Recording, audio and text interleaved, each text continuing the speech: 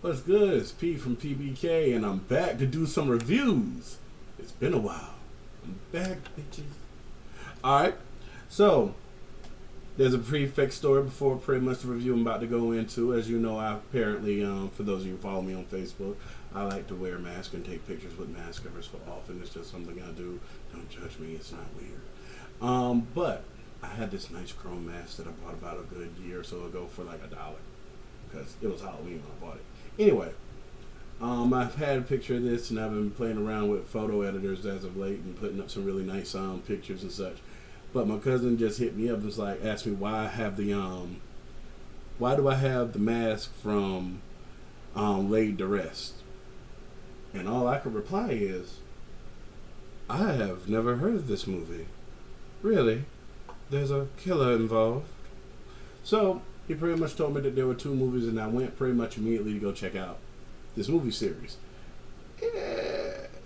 Actually, I can say that I'm actually glad that I went to go check it out because basically I'm going to go ahead and give you a breakdown of it. I know usually I have a picture of it and whatnot, but I'm not on the same machine I'm usually on, so I don't have all my good equipment to edit videos. I kind of miss that.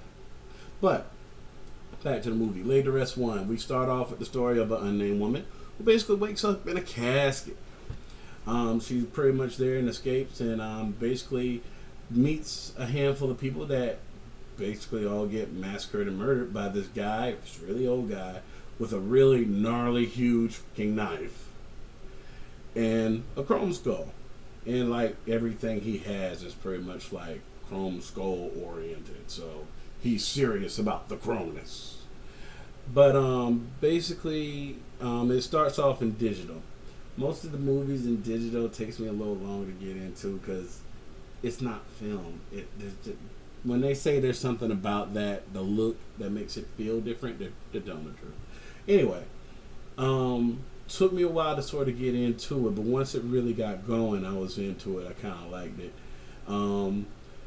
Basically, it turns out she finds out who she is by the end of it, and they are pretty sure that they've killed off Chromskull, but as it turns out with all of these movies, that is never the case.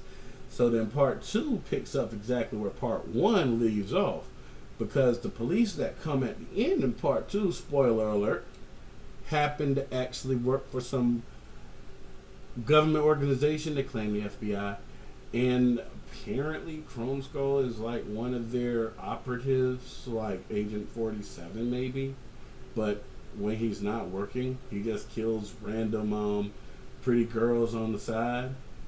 Anyway, they revive this agent and take him back to the shack, basically to get him all fixed up and ready to go from the next time.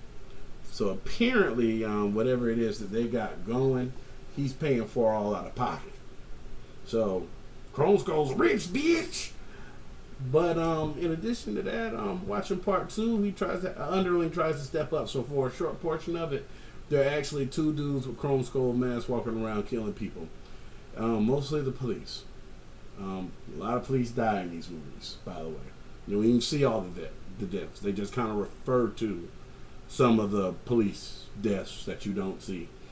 And some of the most interesting knife kills, too, because I swear they show him using this knife, this like surgical, these sharp precision, huge Bowie knife combo thing that splits into two. It's crazy.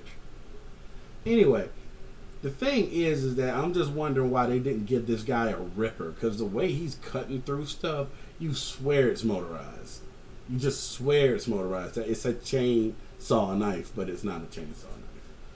Although that would be awesome to see in a horror movie. Somebody with a chainsaw knife. I'm just throwing that out there. Anyway, though, all in all, by the end of the movie, because the girl from the first one dies as the first victim of the second one. You know the rules of horror movies. So that's pretty much the plus side with that. He was not able to kill all the survivors per se towards the end, but the girl who's in this one pretty much survives to the next one. And they just have this weird chaser like video where The guy who tried to become the second Chromskull, he ends up dying, and they basically are breaking the news to his wife, and she just can't handle it, so she decides that she needs to eat a slug.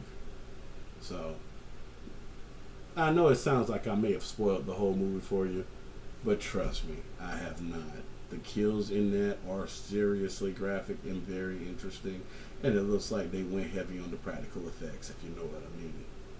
So, it's worth watching, because it's like, the kills is like they literally went for the most gore that they could go for. Like, wow, really? We're doing it this way? So, all in all, not a bad evening. Spend the night and whatnot.